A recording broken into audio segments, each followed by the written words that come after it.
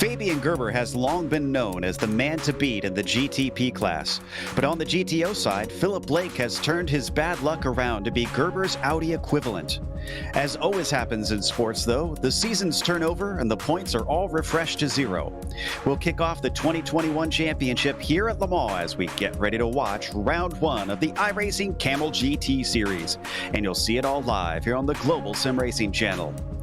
Hi, I'm Joe Peak, and with me in the booth is Peter Mackay. Behind the scenes is our director, Ryan Bauer, and he's using cameras provided by Dougie Beard. Le Mans never actually saw the Audi 90 or the Nissan GTP ZX Turbo, mostly due to the fact that they were IMSA cars. But in the sim racing world, we get to play a game of what if. Let's head to our track guide to see what they'll be up against.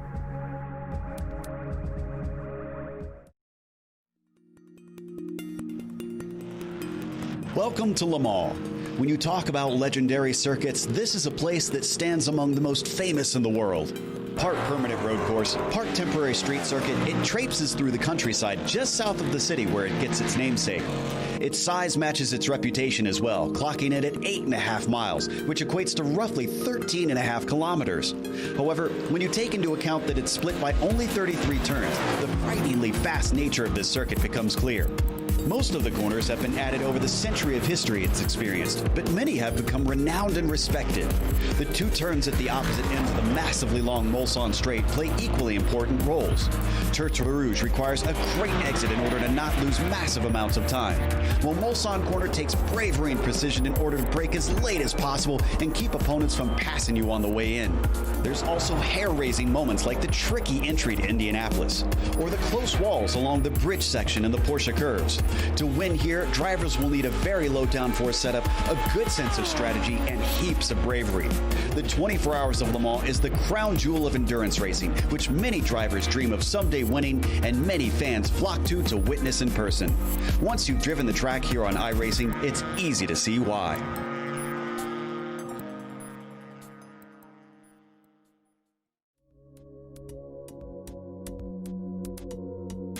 And there you see a little bit about Le Mans, and a man who's very familiar with many of the races and cars that have been here is Peter Mackay. So what are these cars going to be like here at this track?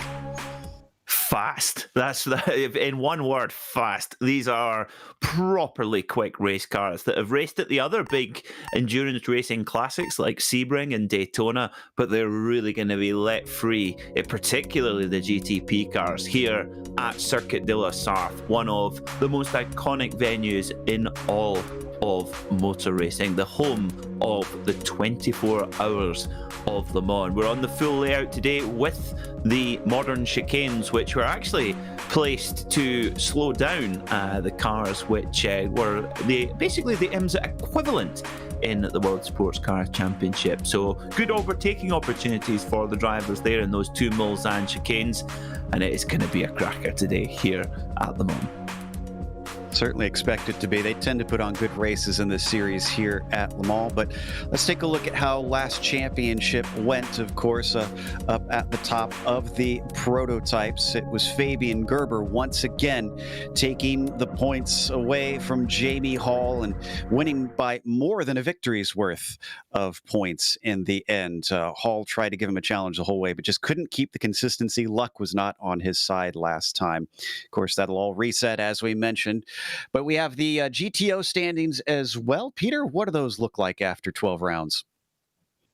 So in the Audi 90 GTOs, it was Philip Blake who edged out Jukka Leskala by just 10 points after a 12-round epic of a season. Michael Houghton was third, followed by Franco Scuri. And Reid Miller, it's Miller time, in fifth on 146 points. And in case we have viewers who are tuning in for the first time, we, of course, have some race details here for you. And as usual, it is a 40-minute event here. They've got an open setup series, but no fast repairs waiting for them in pit lane. It takes a long time to get back there anyways, and a long time to get through pit lane, so you really don't want to be making a stop here. They do have some incident limits, which with a lot of paved runoff, there's a lot of places that you can rack those up. So you got to be wary about where you go wide at this track, or you also will be making a visit down to pit lane. We've got qualifying underway. But, well, it's Le Mans, so Peter, nobody's got a time in yet.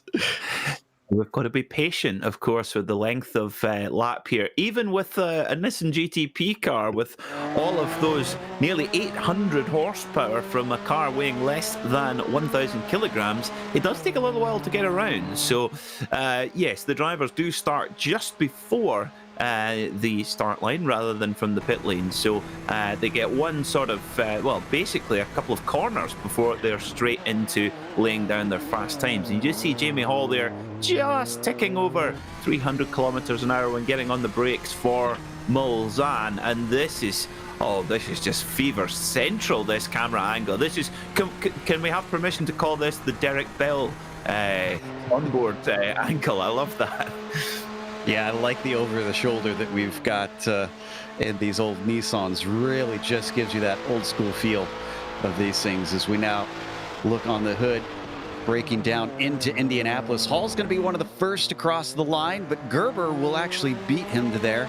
I think looks like we've got Warcup as well just in front of them, and then we've got to wait a little bit longer before the GTOs find their way down to that timing line as we now hop on board with Fabian Gerber as well. Another high-speed section heading up to the Porsche curves. This, I think, is where we'll really get to see these Nissans show off, is through this portion. Oh yeah, of course, these Nissan GTP cars have ground effect aerodynamics, much like the Porsche 962, which raced here so successfully at the same period at Le Mans when the Nissan was doing its job out in the IMSA Championship in the United States. But yes, going through the Porsche curves, big demand on the aerodynamics, and of course, at Le Mans, you need to run as trimmed out a setup as you dare. Really run as low drag, as low downforce as you possibly can. So, when you go through the Porsche curves, it can be a little bit of a tightrope walk. It's going to be fascinating to see when we went with this, obviously a multi-class setup with the Audi 90 GTO, which is a really, really special car as well. Very good out of the slow corners with that four-wheel drive. But the Nissan a lot quicker down the straights. Interestingly though, when they get to the Porsche curves, that is where there really could be a snag point for the GTP cars coming through. So if you can, you've really got to try and get those Audis dispatched with before you head into that section. Boy, we saw Reed Miller really getting loose coming out of the Indianapolis left-hand portion as he got sideways. We look at Ardo Iamaki right now, whose first lap unfortunately didn't count. Another big driver whose first lap didn't count was Sai Andra, and he tends to vie for wins in this series, so he is under the gun for sure to get this next one clean. Right now, Fabian Gerber holds the provisional pole with Jamie Hall appropriately behind him in second. Wow, well, it's close here in the GTP class. We're riding on board with Sai Andra, now well over 300 kilometers an hour, heading down towards Mulsanne, towards the first chicane on the Mulsanne straight. Very, very different, a very, very different kind of layout to what it used to be at Le Mans. And crazy to think that the drivers basically just hooked it up and went straight through at the Dunlop chicane under the bridge and then out onto the Mulsanne straight with no chicanes. It really used to be a fierce racetrack. Ooh, Reed Miller must have had an off track because his lap did not count. Leskala currently holds the provisional pole in the GTOs with Ove Trangerage showing quite well. Let's see who else we're waiting on. Joni Kajanen still set his first and what will be his only time. He must have taken off a little bit late. It's already tight for these GTO cars to get 2 laps in. He must have given it a little bit too much of a dilly-dally coming up to the start-finish line as we come back to our prototypes, including Ardo Iamaki, trying to put one on the board. Yeah, you just can't afford to even stretch over just the slightest bit, and it's so frustrating because you've got to go all the way around, and if you've basically got 2 flying laps to set here for the GTP cars. Probably GTO cars should be going to be tighter for them to get round in time, but let's see what time can be laid down here. And Maki goes 8th. That'll be good enough for him. Fabian Gerber just heading into the Porsche curve, so I think he should have just enough time to get in. Yeah, the GTO drivers have to get on it right away because it is 3 minutes 52 for even our quickest to get around, and they only get 8 minutes to run this thing. So that leaves them all of 16 seconds to get to the line the first time. As we're riding on board, coming out of the Corvette curve, and then into the Ford chicane here. This is Fabian Gerber, our pole sitter, down into the line. Let's see what the number 3's got underneath him. As he crosses with about 30 seconds left to go, it is slower. And Jamie Hall seems to have disappeared, so he's not going to be able to challenge for the pole. Michael Houghton, who is about a full second off of Fabian Gerber right now, comes across, also doesn't improve. Yeah, it's interesting about the lap time with the GTO cars. That is pretty much on a par with a modern-day contemporary GTE Le Mans car, like a Ford GT or Ferrari 488. It just shows you that, given that car is over 30 years old, just shows you how special even the Audi 90 GTO is. And that is everybody. We've run out of time for qualifying. Let's go through the starting order. Fabian Gerber with another pole on his name. And Jamie Hall will be starting next to him, hoping for redemption from last season. Cy Andra will be P3, and then Michael Houghton starts in 4th. Sean Campbell, P5, followed by Matthias Hovdahl outside of the 3rd row. Keep an eye on him. He loves low downforce tracks. Then it's Tobias Gerber, not up traditionally with his brother like he has been many races. He'll start 7th. Nicholas Schneider in P8, and Phil Lake jumps over from the GTOs as he predicted to the GTPs this season, but down in 9th for him. Artu Iamaki in 10th, followed by Nick Mukanos in 11th. Stephen Warkup will be 12th. Rob Olenek will be 13th, and then it's Xavier Sanchez in 14th, followed by the last car to get a time in the prototypes, Fabian Jungbluth. You'll have Estefania and Krejcik gridded at the back of their field.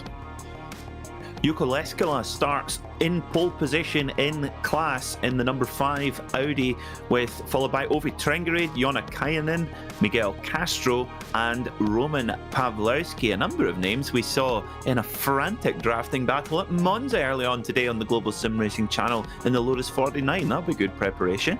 Niels Koller will start from 21st overall, followed by Dominique Bureau, Ian Haycox, Edu Vila, Reed Miller, and James King, my apologies, and Ryan Walker, the other half of Double Scotch. Didn't set a lap time. I must rib him about that later. We'll see how he does today. He has jumped into the Camel Series every once and again, and he tends to be fast in some of the slower cars, such as the SRF and the Skippy that we've seen on this channel. But haven't seen him vie for wins quite as much here in the GTO class in the Camel Series. Maybe this can change things here today at Le Mans. The Porsche pace car heads off towards its namesake curves, and Fabian Gerber will lead the pack down towards the beginning. It is relatively decent conditions, although somewhat overcast here today, Peter. 85 degrees Fahrenheit on the track surface itself. So is that going to pretty much be a non-issue for the drivers today? I would suspect so, yeah. In a 40-minute sprint race, that's going to be pretty perfect conditions. Yeah, in Celsius, 29 degrees track temperature. That's pretty much perfect optimum temperature for these tyres on both machines. And particularly on the Audi, traction is not a problem with that four-wheel drive system. Traction in the GTP car, a little bit different. Heavily turbocharged, and in a very 1980s manner. You put the foot down, you let your watch go around once, and then kaboom, the turbo wakes up and catapults you down the road. Very much an old-fashioned way of doing things, but my word is it exciting, and it's going to be so today with a full field of Nissan GTP cars. I swear 70s and 80s race car drivers must just have not cared about their legs or ankles, because the fact that they had those turbos and at that time protection on the front of the cockpits was practically nil. Many of them with their feet over the front axle in some cars. So just incredible bravery that they had back racing at this time. So we come out of the Porsche curves and up towards the Ford chicane here at the end of the lap. Pace car won't duck in immediately. It's just going to go through the first part of the chicane and then head on in. Oh, And we'll get going. Ah, yes, the tricolor, the tradition here at Le Mans on iRacing. Blasting past on the front stretch. There goes the pace car. Gerber has control and the green flag waves. He's got a decent start, but looks like Hall is pretty hot on his heels as they come down towards the Dunlop chicane for the first time. It is very single file as they approach to the first braking zone. Everybody getting onto the binders and not much action into there so far. A little bit of side-by-side in the mid-pack. Otherwise, it's clean. Let's head back to the GTOs. Yep, let's see how our Audi runners are getting started. You've got to be very, very careful on those cold tyres at the beginning. We look back from Jukka Leskila to Ovi Trengrid. Good start from Ovi in that brilliant BASF liveried Audi Quattro. Big marks there for Ovi Trengrid for the Scandinavian. It's a Scandinavian 1, 2, 3. Leskila, Trengrid and Kajanen heading out onto the Mulsanne straight for the first time. A big stream of Audis and a symphony of 2.1 litre 5-cylinder engines. Oh, that makes me very happy. Already seeing a few drivers duck out. That looked like Trengrid is now our GTPs have hit the chicane, the first chicane of the Mulsanne straight. No change for the lead, interestingly. Gerber still ahead of Hall, and Andra, who did get a lap in qualifying, is up to third. Then we've got a little bit of a breakaway, about a second back to Houghton. Yeah, interesting. Quite an early breakaway, I have to say, here at the front. And it's going to be really important. Again, a very, very long, obviously long straights. You need to run very low downforce and get the gearing right as well. And some drivers prefer to just top it out as much as possible. And some prefer to get that bit more drive off the slow corners, because there is quite a lot of slow corners here at Le Mans, particularly Mulsanne corner and also coming out of Arnage. So that off-corner drive is important as Fabian Gerber, I thought Jamie Hall was going to take a dive there. That would have been gutsy. Thinks better of it. But the thing I like about this race here, Joe, is that 40 minutes, there's no dithering around with fuel saving. This is absolutely a sprint. There's no tyre conservation. There's no fuel worries. It's just dash to the flag. Speaking of which, I think looks like Cy Andra wants to dash to the flag a little bit quicker than Jamie Hall was doing, because he's swapped second place with the number 8 car as they hit Indianapolis. Going to get through their single file as well. Behind them, some side-by-side action between Tobias Gerber and Phil Lake. Lake's going to claim that spot. Tobias going to try and come back at him as they hit Arnage. There you see them heading out of the 90-degree right-hander, but Lake is off like a shot, and Gerber spins his wheels. Artu Yamaki now going to challenge for P9, as it seems that Tobias just can't get control of the car early in the event.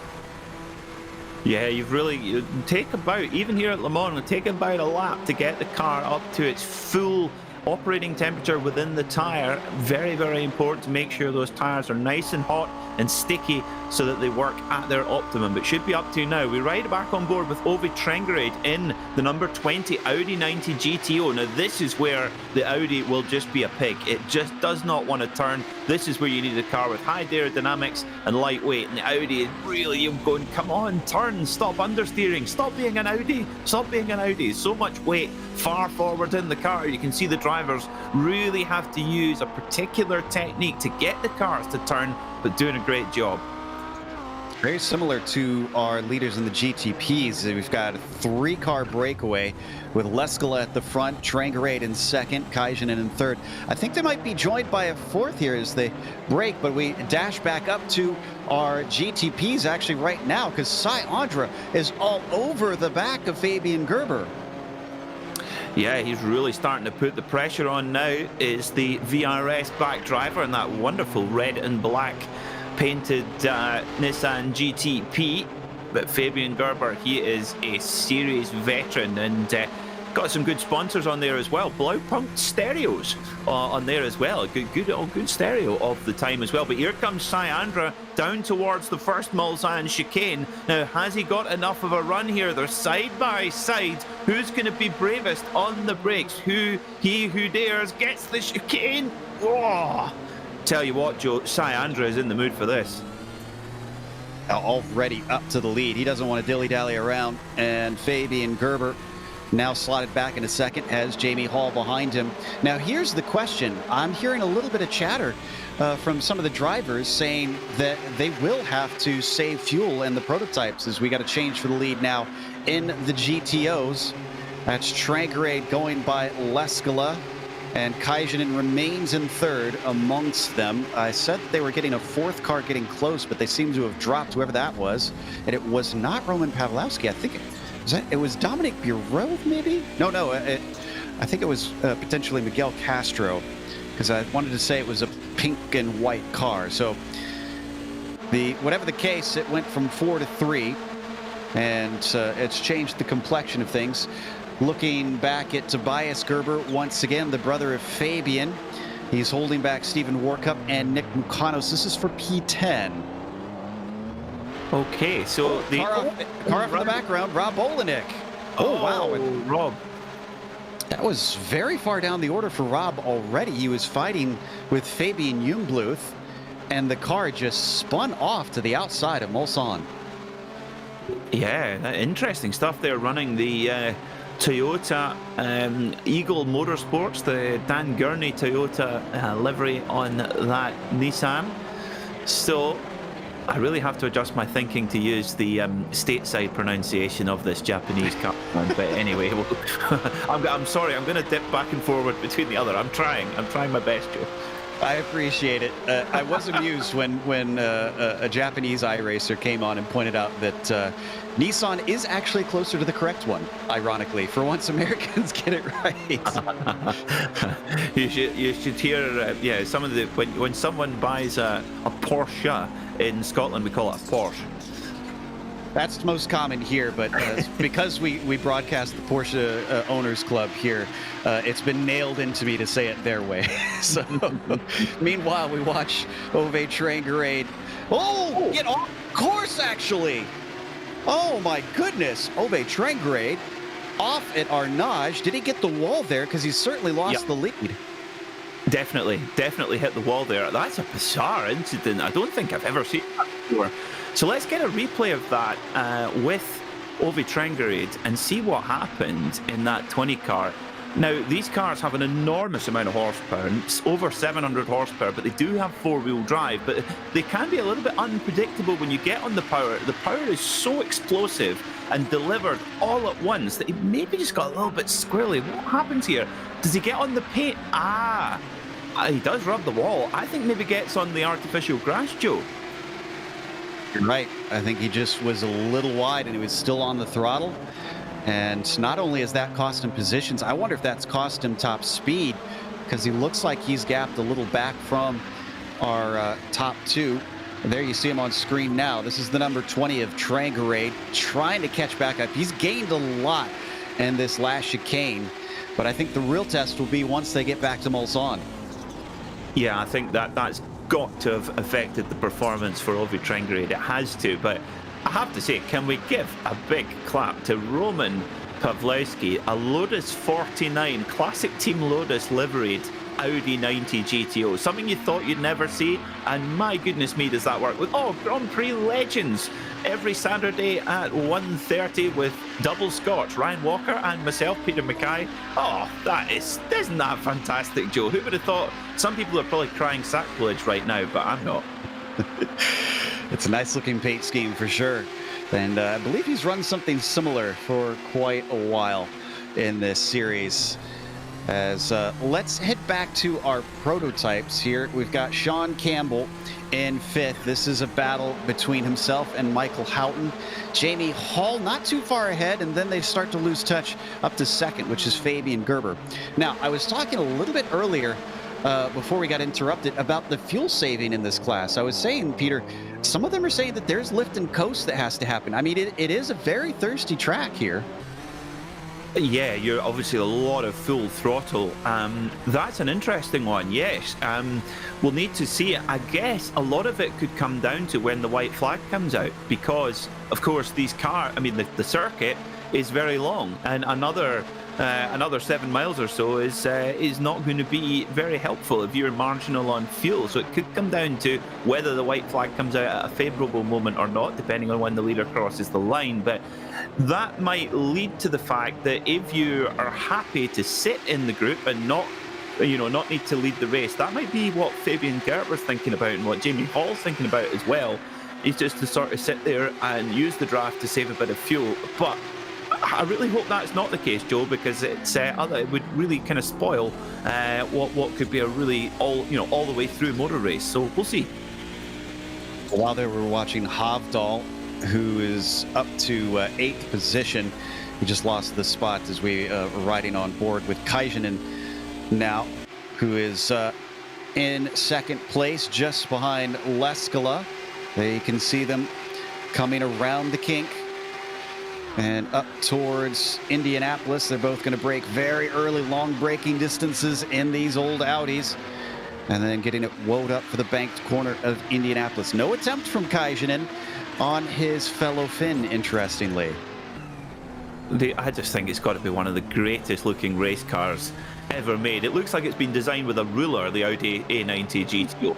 It just looked right. I mean, just look at it. The wide arches. I mean, I really wish I tell you what, nowadays, of course, the resto mod is very much a popular type of road car where you take a classic car and turn it into a modern one. Could you imagine a modern day street version of this car? Oh, it would be cool. Certainly would be fantastic to see sort of a revival of this machine, as these top two have been glued to one another and have dropped everybody else, because it's no, actually I take that back. It looks like, oh yes they have, excuse me, no, Pawlowski is a little bit too far back up to our prototypes. In the meantime, this is amidst our mid-pack. Fabian Gerber still ahead of Jamie Hall into the first chicane. They've got about 1.3 seconds up to Cy Andra. Last lap for him was his quickest at a 35.4. Gerber with a 35.5, so only marginally slower. But if he keeps losing touch in this manner, he might fully lose the slipstream. Well, Cy Andra is really asking a lot of questions. He's on some proper qualifying pace right now, and really, you look at the gap just ahead. I mean, he's really starting to stretch it now. And Fabian Gerber, well, it's impossible for us to tell right now, Joe, isn't it? Because is he saving fuel? Is he hanging on by his fingernails? That's the bit you can never really tell, and we'll only really know when we get to the end of the race, as we go a little bit further back in the Audis there. I think we saw our very own Ryan Walker there battling around the fringes of the top 10 in class. In the meantime, this is Phil Lake that we just saw. He had an off at the second chicane, got it going once again, but he lost multiple spots, unfortunately. There, he gets it going one more time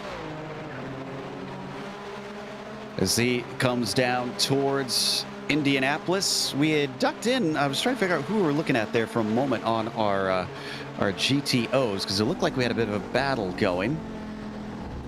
This is Walker now that we've got on screen.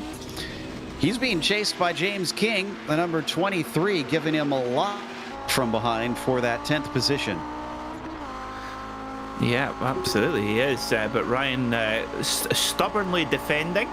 As always, as well, I'll tell you what, a Scotsman in an Audi on the Mulsanne straight, that's been a successful combination before.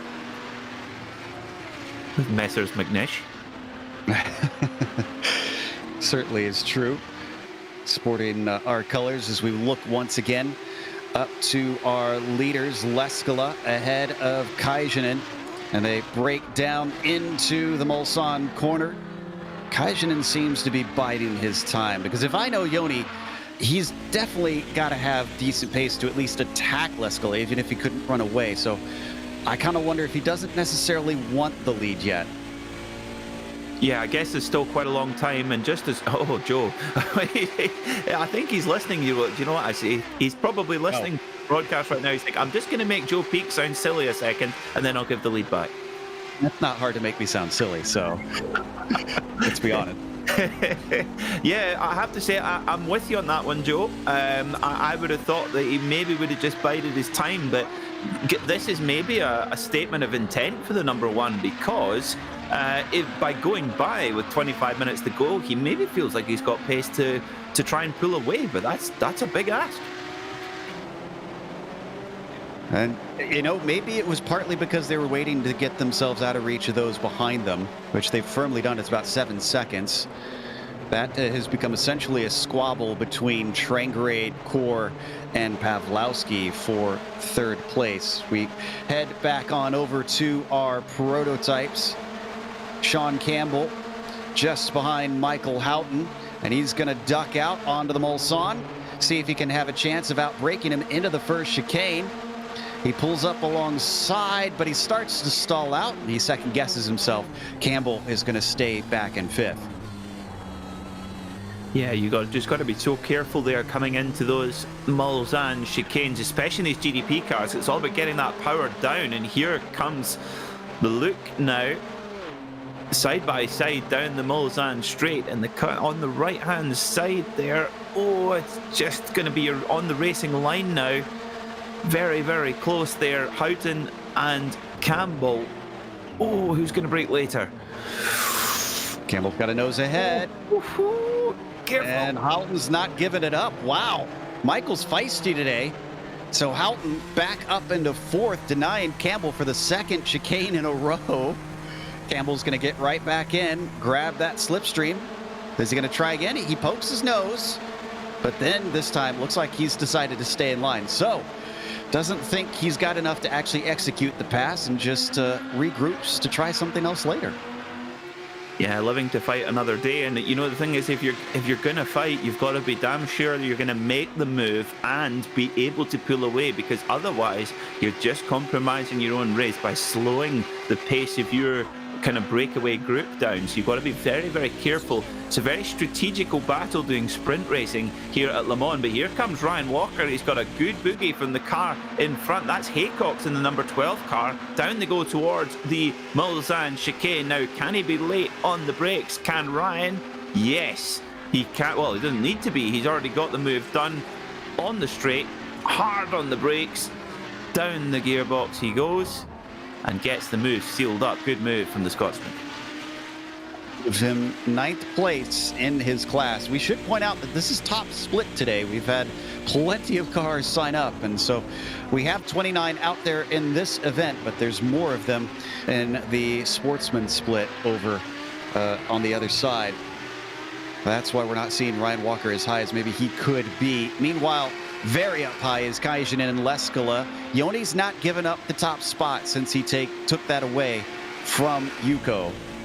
And Yuko seems rather content to sit behind himself. Have they swapped around? Is maybe there a Finnish truce going on?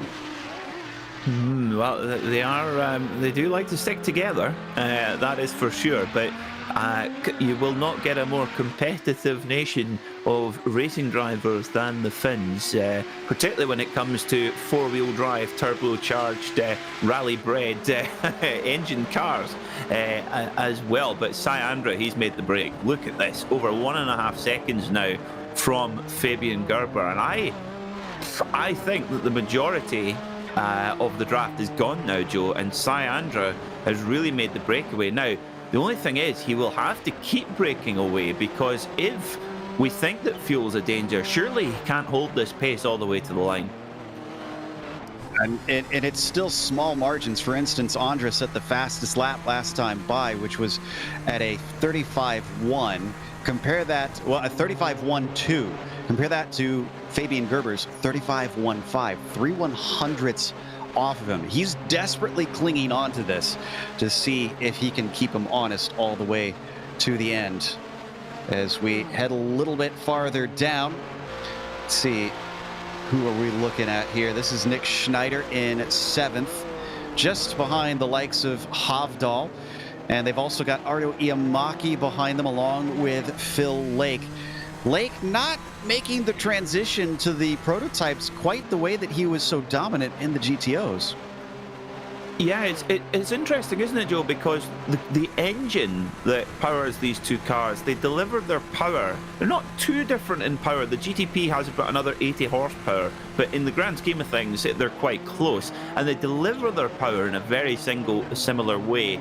Quite a lot of turbo lag, and then explosive and instant power once the turbo does wake up. However, the rear-wheel drive of the Nissan is very, very different to the Audi. The Audi, you can just plant your foot and off it goes. But, of course, also the Nissan's got a lot more aero.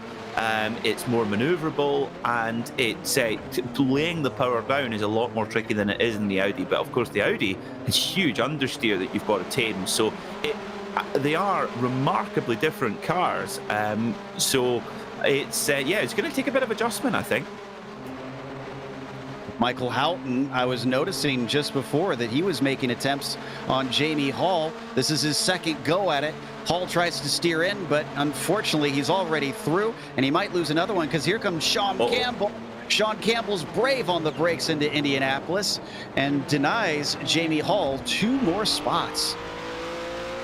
That was a fierce late move from Sean Campbell. Absolutely fair, absolutely allowed, but wow, that was tough. And actually, I have to say, Joe, Jamie Hall gave a lot of respect there to stop the two of them wrecking. He really did give as much room as he possibly could coming through Indianapolis. And that is so fast through there in these cars. You probably won't get much faster going through there. But brilliant stuff from all. And Jamie Hall, you've got to commend him there because he did give the respect, I believe.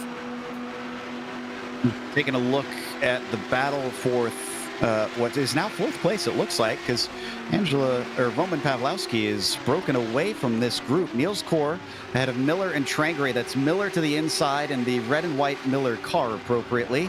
And he's going to get a 2 for 1. Nice and easy up into the second chicane, causing Kor to slip back into line in P5. Now, looking at the fastest lap of the race for Syandra, immediately eclipsed by Fabian Gerber. So Fabian Gerber is starting to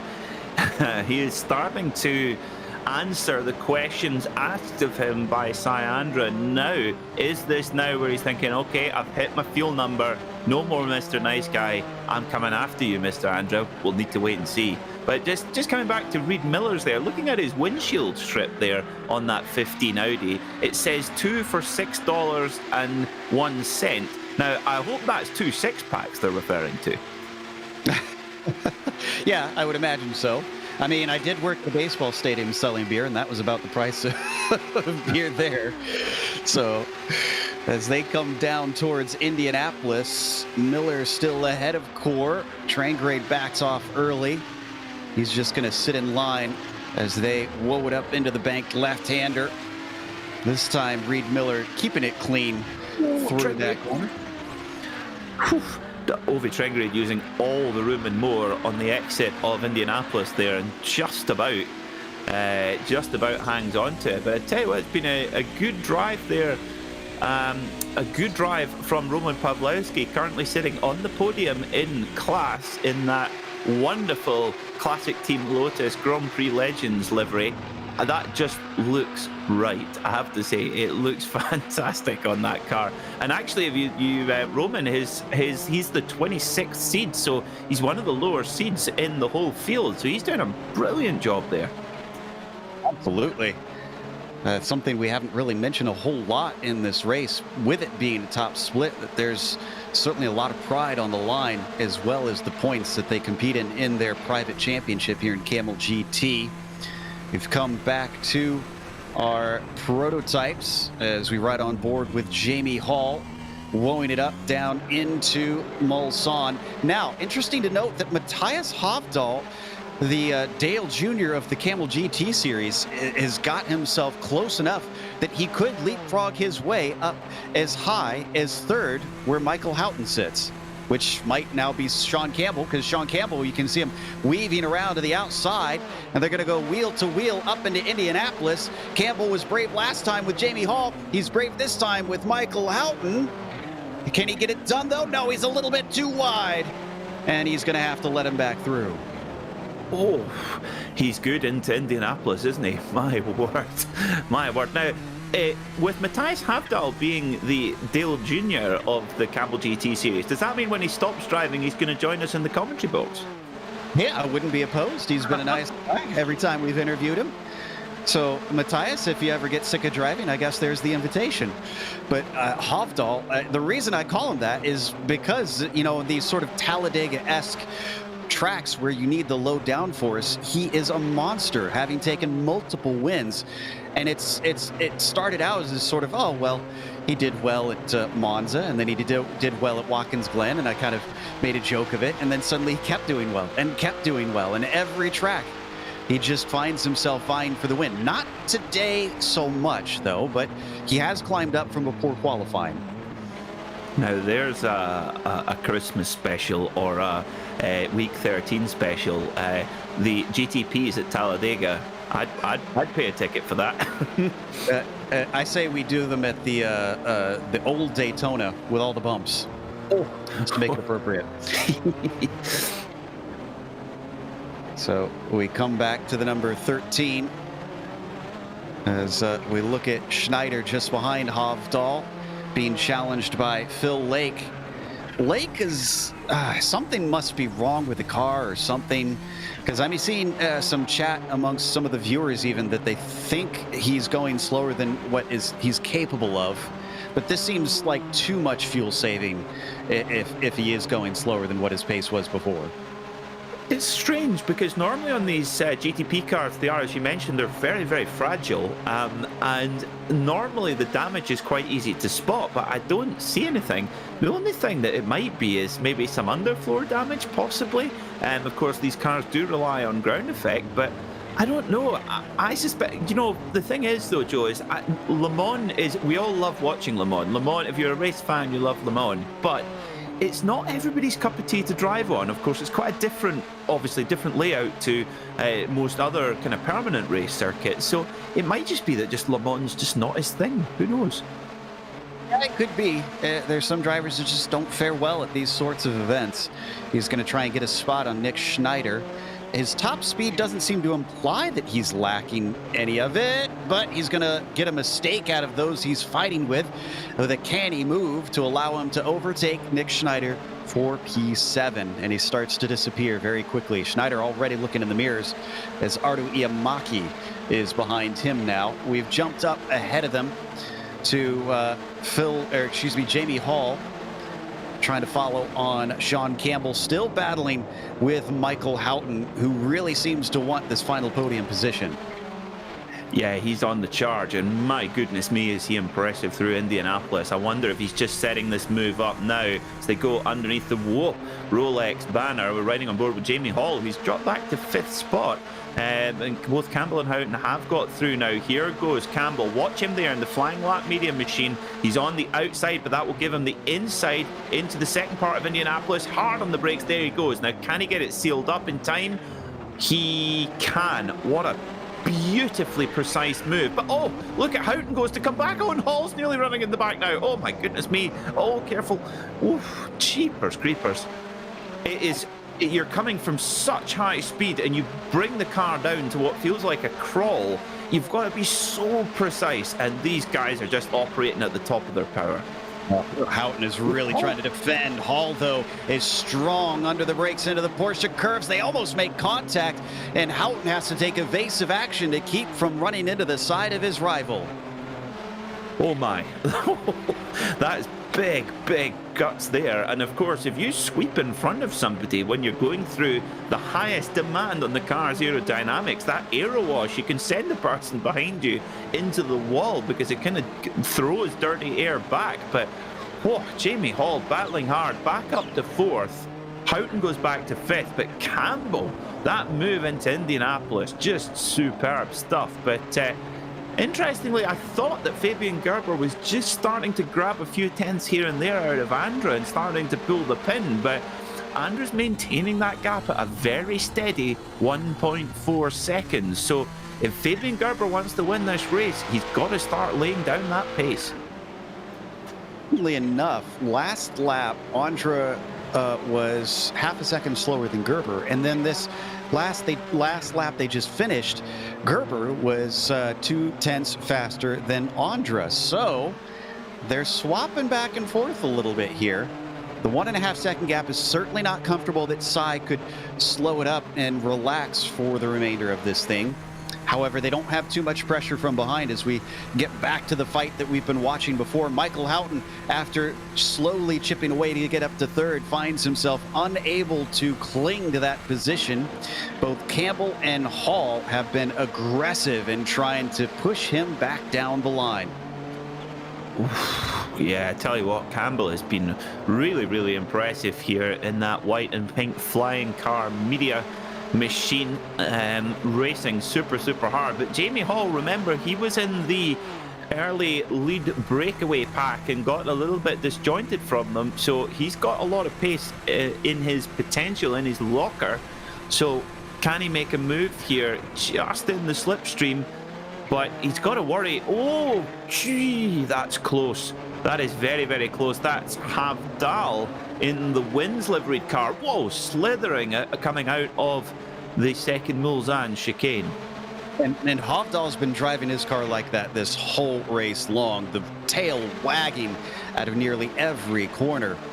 Also have an update for our viewers that we have lost Ove Trangere. The damage was too much, so he has called it a day. Must have been from that contact that he had with the wall that we saw earlier on. We've also lost Edu Vila. I do not know the reasoning for him, but he did make a short stop into pit lane, so I'm guessing he also had some sort of damage on the car. Meanwhile, Hall and Campbell are going to swap around. Hall back up to the third. Houghton says, that's my cue. I'm going to follow him up along you, Sean. I'm going to try and get through, but now he gets plugged up. And Sean is going to come right back at Jamie Hall, who loves outbraking people into Indianapolis. It doesn't quite work out in the first part, but now they come to Arnage, where it switches back into him having the inside. Jamie Hall actually locks the brake up, and look at how much it's causing a stack up behind. Now Hall has to fight off Houghton, who's to his side. Havdal not able to take advantage of all the craziness that's going on. But a better run goes to Jamie Hall, and he is going to be able to deny Michael Houghton for the time being. Oh my word, this is frantic stuff here at Le Mans, at the Circuit de la Sarthe, and Campbell and Hall absolutely playing for keeps at the front of this breakaway. Now, Philip Lake, we've been talking a lot about him struggling throughout the race and maybe not being on the pace we expected him to, but he's up to 7th. And there is all kinds of dogfight going on in front of him, and he is just thinking, maybe I'll just let these guys beat lumps out of each other and just pick them off one by one. Maybe he's playing the clever game as Sai Andra and Fabian Gerber trade fastest laps once more. Of course, these cars burn off a huge amount of fuel every single lap, so they get lighter and lighter over the race, and they're not going to worry too much about tyre wear in this length of race. So we're really starting to see them go quick now, and this is the closest Gerber's been for quite some time. Efficiency, I don't think, was even a word in the minds of the engineers of these engines at this time.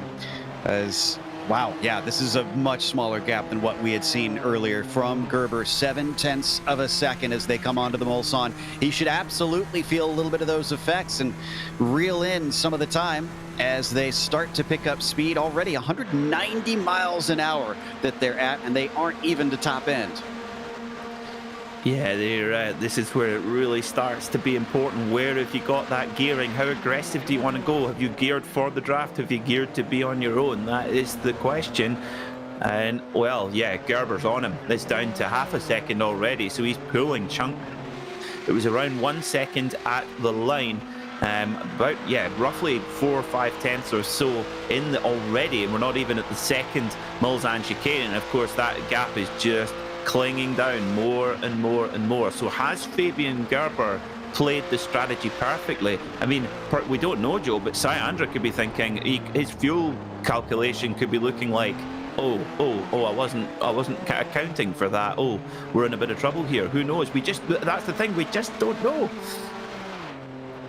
I'd be really surprised if Andra miscalculated on his fuel. It does kind of surprise me that he jumped up to the front as early as he did. He's a pretty savvy character from what we've seen in many races past here on the channel. And he knows how to handle the fuel and how to map it out. So for him to jump up to the front and poke a hole in the air for everybody else just seems uncharacteristic for the number 4. But it is now certainly very much on. Fabian Gerber is within striking distance, and should he want the lead, he could try and make an attack. But look what they've got ahead. We've got our first dose of traffic to worry about. The Audi, the back end of the Audi 90 GTO field, and they've got it at just, well, are they going to get it at just the right time? I think they are. I think they're just going to come out of this slow corner here at Arnage, and they hopefully will be able to get past by the time they get to the Porsche curves, because if they don't, then it is really a traffic jam after that. But there goes Andra. Gerber, I'm sure, will follow past as well. There he goes. Yep. So they have made good use of their horsepower there to get by, and now it's going to be a straight dogfight. And now this is interesting, Joe. They're going to have 2 to go at the stripe, and that the race is going to go a little bit into overtime here. It is relatively tight. These drivers tend to know pretty well about how things are going to pan out. And let's see, it's just over 4 minutes, and they run about 3.5. So yeah, I think they probably would have planned for this and scheduled for this many laps as they begin to start lap 11, the penultimate circuit of the race. Still more of the GTO traffic in front of them. Up next, it's going to be Castro and then Haycox, but nobody fighting for this point, so that's going to help them a little bit. If they saw the Audis squabbling, that is so much more harder to try and navigate. Interestingly there, Andra very, very late on the brakes and actually ran a bit deep into the chicane there, and that kick, that absolutely killed his exit, and that allowed Fabian Gerber to come back on top of him there. And, well, this is, I think Gerber's actually close. Oh, they're going to get really held up here at Tête Rouge. It looks like it might hold them both up equally. So we ride on board with Fabian Gerber, Andra up ahead. Now, until they came across that traffic, I thought that Gerber might actually been close enough to make the move, as they're coming up to Ryan Walker, and they're probably going to catch up with Ryan at the first chicane here on the Mulsanne straight. And Gerber's right on the gearbox now. Is he going to make that move? No. We're going to get the GTO at the right time here.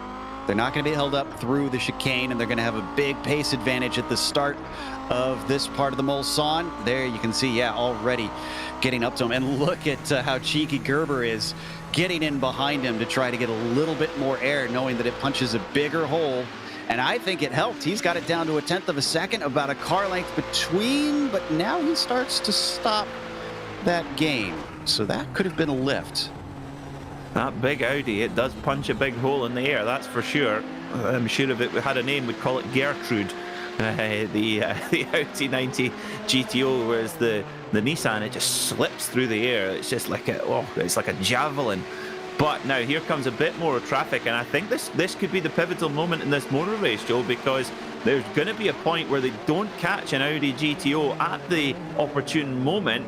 Oh, and it's going to allow an opportunity for one of these drivers to make the move, but so far they're getting them in the right places. Definitely think Fabian's lifting at this point, because he once again had a good run that he decided to give up on the way to Mulsanne corner. But yeah, you're right. They are up to, let's see, Roman Pawlowski. I don't know why I keep doing that. I've called so many races with Roman in it. Up to Roman Pawlowski now, and that's 4th. So they're getting to the higher cars that are fighting for their spots and the important points. So they really don't want to give up time to this pair. We're going to come to the white flag, so I think they're only going to put 1 lap on the entire field of Audi GTOs, it appears. This has been a fascinating race between our GTP leaders, as it's ebbed and flowed and completely changed complexion from minute to minute. Here we go. This could be pivotal. Now look at that. Roman Pawlowski. He did his best to get out the way, and I think that has really held up Fabian Gerber. Nothing. Roman was doing his very, very best to get out of the way. He didn't have to, remember. It's up to the faster car to make their way by, but did give Syandra a lot of room and had to basically come back to the line to avoid running off the track, and that just snagged Fabian Gerber at just the wrong moment. Here's Reed Miller now. They might now. This could be interesting again. Syandra could get past Reed Miller before. Sorry, we've had a big wreck. We've had a big wreck with Houghton Lake. They are off the track, coming into karting. Oh, at Corvette, that's a big one there. That is where if you just put a little. Let's get a replay then of what happened to. Is this with Walker? Maybe. I think you're going to have another rip, poor guy. Nothing he could do. Absolutely nothing he could do. Ryan was doing his very best. There was room there, and it's just so fast through there. It's so easy to do. We see it at the Le Mans 24 Hours every year. In fact, Ryan's actually off the circuit at one point trying to make a move, and Phil just snibs his nose. And no, I will not have my compatriot blamed for that one. I'm sorry. I'm totally impartial as well. Yeah, I think I'm with you. I didn't see anything wrong from him. As just an aside, we don't need to go to it, but Rob Olenek also went off at the final corner. Phil Lake had to retire. Everybody else in the prototypes still running. We're halfway through the lap, and critically, I think that moment we saw heading into the Porsche curves has paid big dividends for Syandra, because Gerber's still stuck at 0.7 of a second behind our leader. That's not going to be enough to really give him a slingshot automatically by. He's going to have to hope for a mistake. Oh, it's so hard to tell as they've gone through the first chicane. They're heading down towards the second chicane, and look at this, Gerber just nibbling meter by meter into the second chicane in the Mulsanne straight. Through goes Syandra. I wonder if Gerber might, if he can get through Mulsanne quickly, he might be able to line up a move into Indianapolis or into Arnage even perhaps. And if you get by there, then you can almost be home and dry. And Gerber's very, very close. It's gonna come down to the wire, Joe. They're coming up to second in the GTOs, and I think they're going to get by. Syandra has got it down to 0.4 of a second, and he's been weaving back and forth, just trying to break what little slipstream he can off of Fabian Gerber. It's 0.3 now between the pair of them. The slipstream will increase, and there's no stopping it. 0.2. Does he have a go?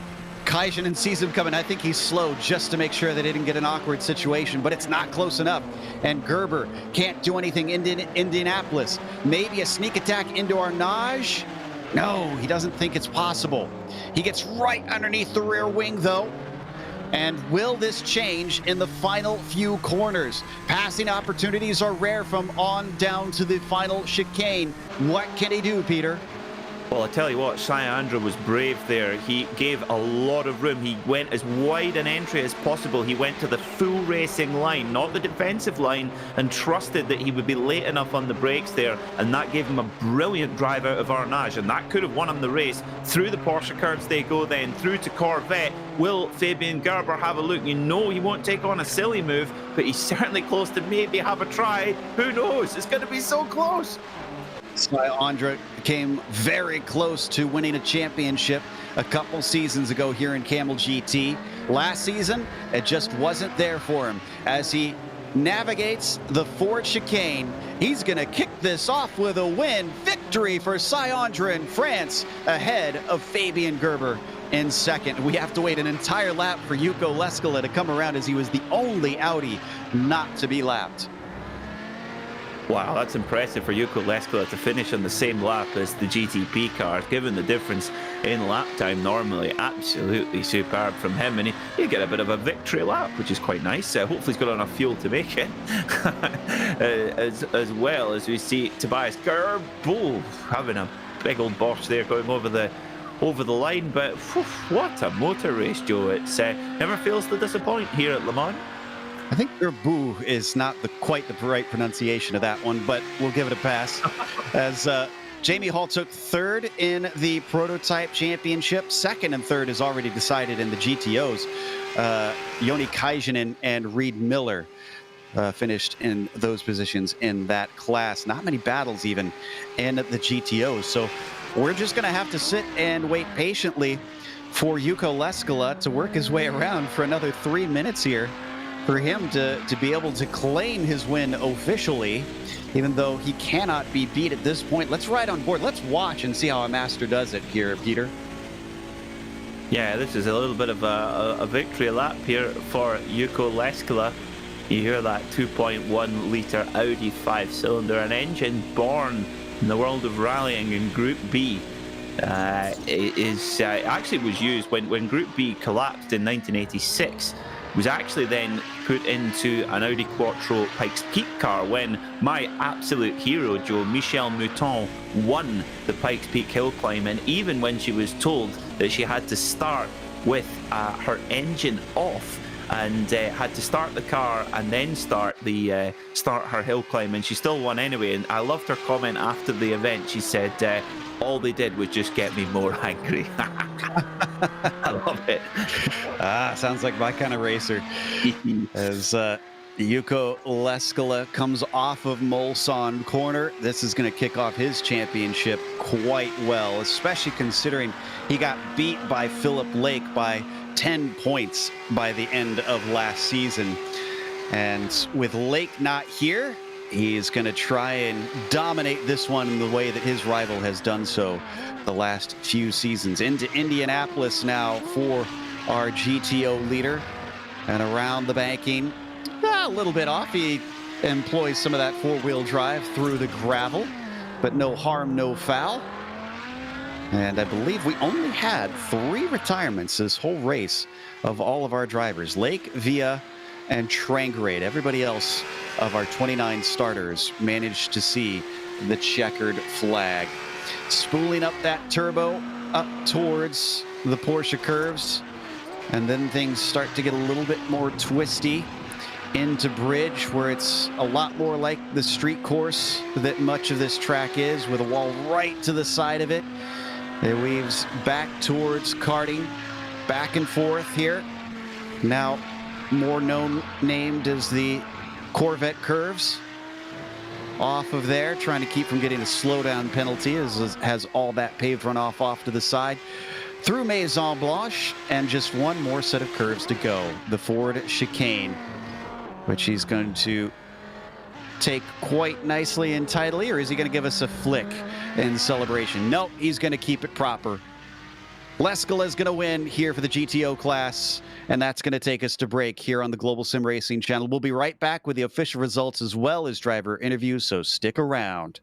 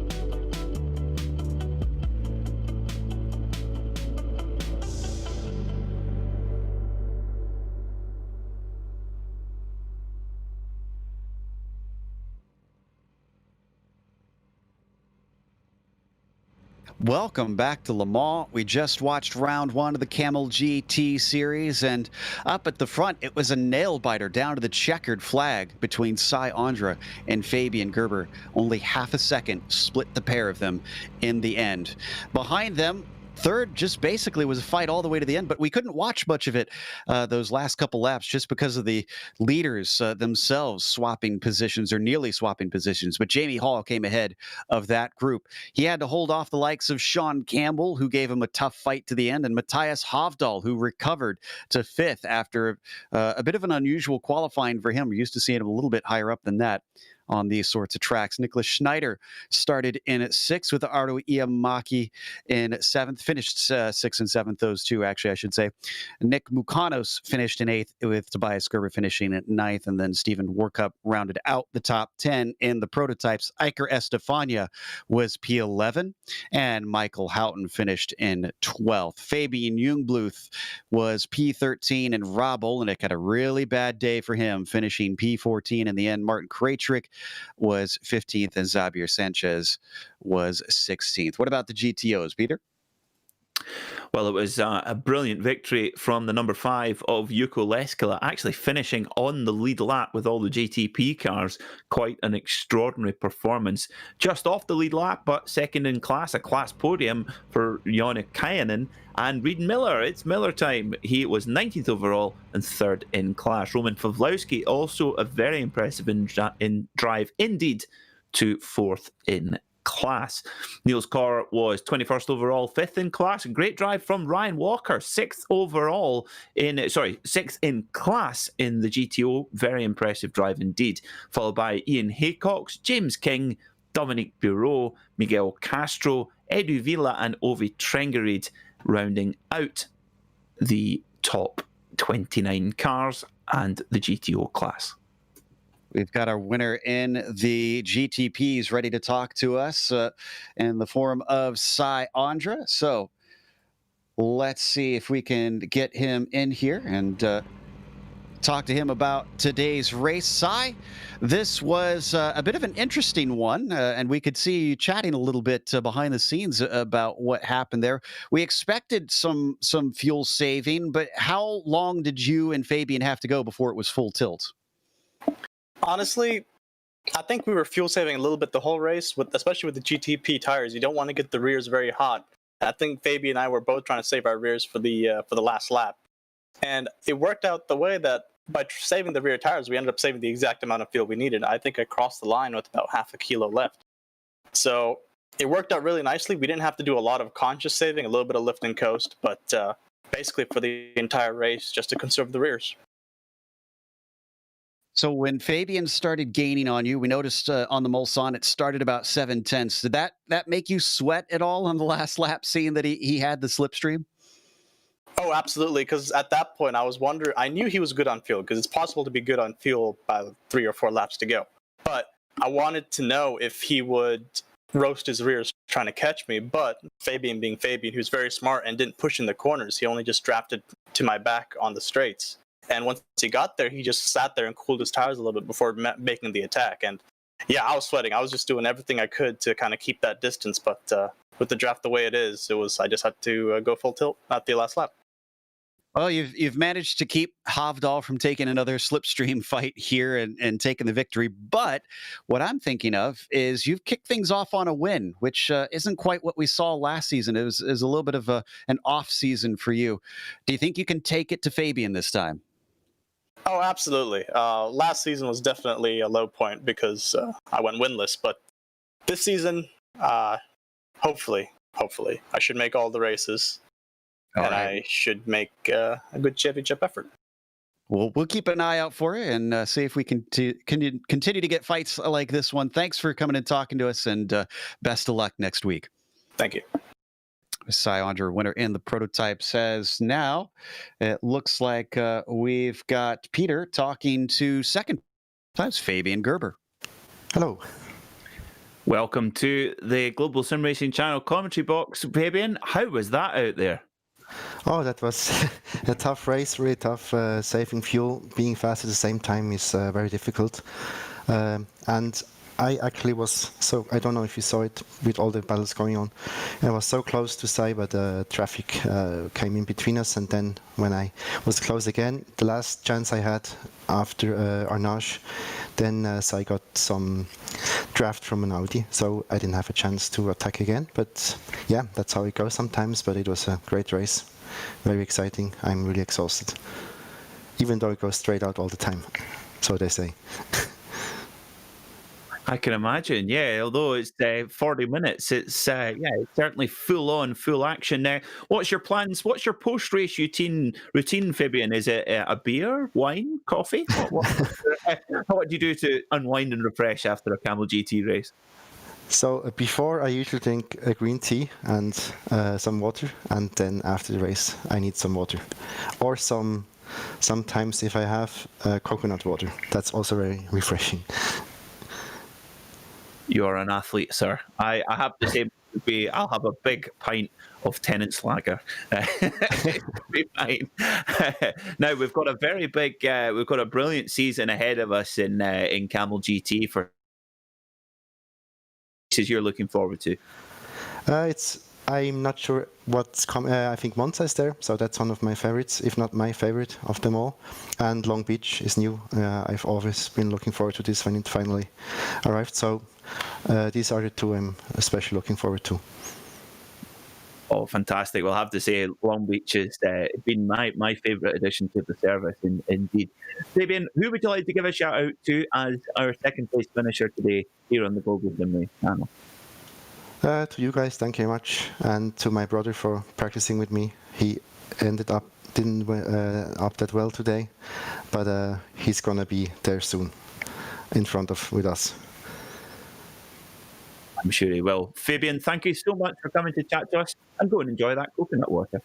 Thanks to you. See you soon. It's a very, very healthy sounding athlete as we get ready to talk to our third place finisher in the GTOs, Reed Miller, now with us. Reed, it didn't look like quite the same fight that we had amongst the GTP drivers for the final podium spot, but you did have to try and work hard for it appears.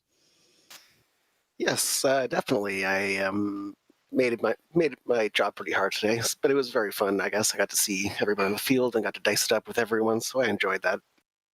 Now, we had a question mid-race from Peter about your banner. Is that 2 6-packs for $6, or is that just a single beer?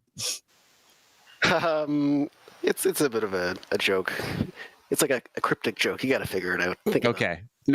Say no more. We'll keep you from having to explain farther.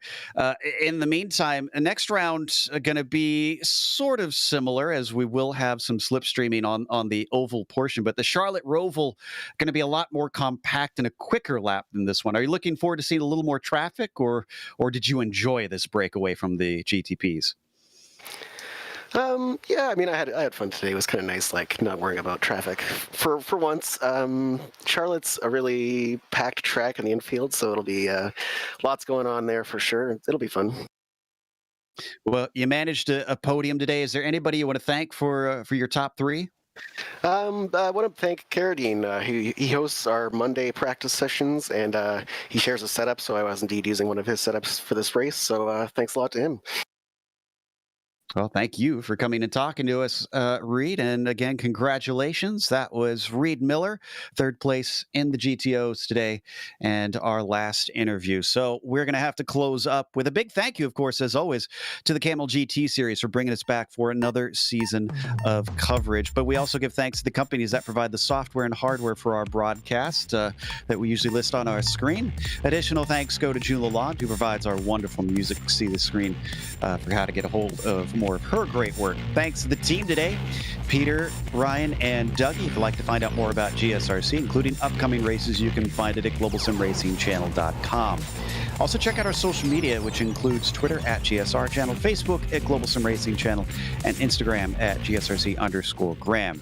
If you'd like to support us, we've got a merchandise store linked below, simply at gsrc.storenvy.com. While you're down there, make sure and subscribe to the channel so you don't miss a moment here on GSRC. As we mentioned, the next race is going to be at the Charlotte Roval. That'll be Saturday, December 26th at noon Eastern. We'll also have upcoming races for other series listed on the screen, so check those out and mark them down on your calendar. Right now, we've got an event going on. If you want to hop over, that is the Snail Racing Charity event. A lot of awesome streamers on that one, so hop on over and check to see what car and track they are driving, because they're doing 3 different combinations. So going to be a fun one as they cycle through events. But until next time, race clean, race hard. We'll see you on the track.